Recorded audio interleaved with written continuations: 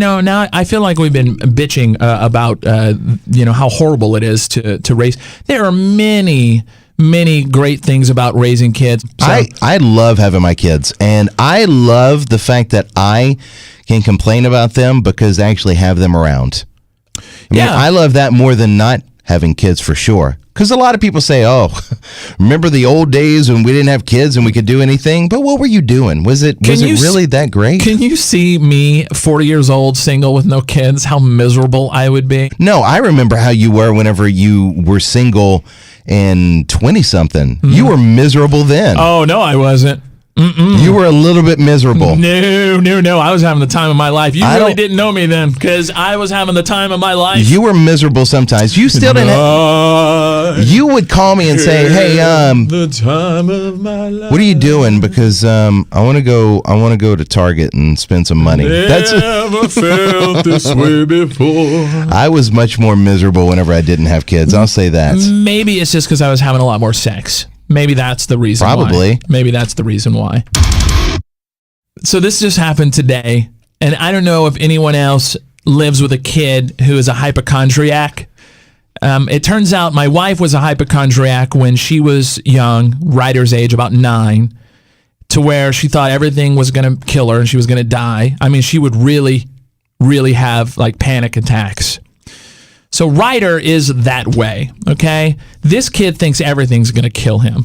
So this afternoon, had a little incident removing some rust from it's a base of where a patio umbrella goes, all right? So it's about this tall. It's a cylinder.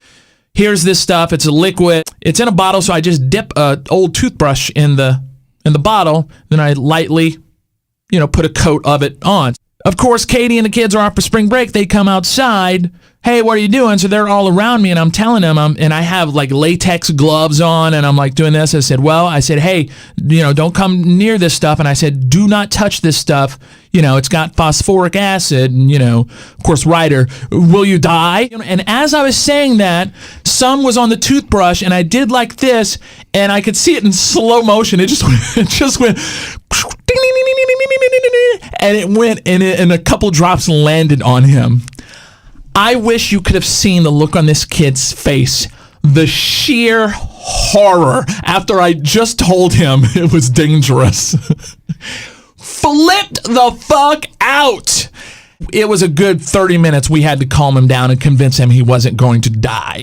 I almost feel like you're the dick of the week for that. It was an accident. I feel like that even if it was an accident, you had latex on and did you have goggles on? No. I'm surprised. I told you were protecting yourself. Go. This is dangerous. But don't you want to show them that you know how to do stuff? I do know how to do stuff. Okay, but don't you want them to be a part of that process? Including burning their skin with phosphoric acid.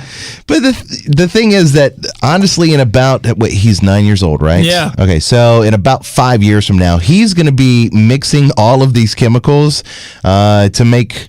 I don't know, something happened. Like, whenever we were young, did you ever do that when you were young? Like, mix chemicals to try to make gunpowder? No, terrorist. What? Oh, never mind. So, I just figured that he'll be doing it in a few years anyway, so... let's hope not. It'll be fine. All right, let's hope not.